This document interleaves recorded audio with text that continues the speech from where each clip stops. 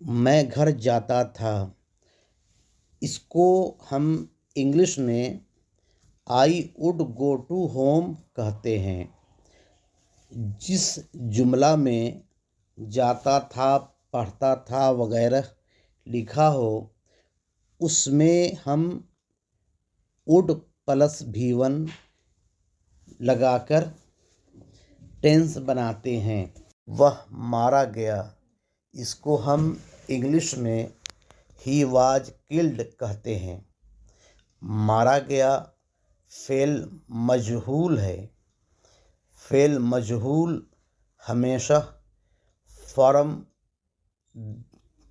Verb 3 होता है और यह फेल माजी में हुआ है, इसलिए इसमें हेल्पिंग वर्ब वाज लगाया गया है।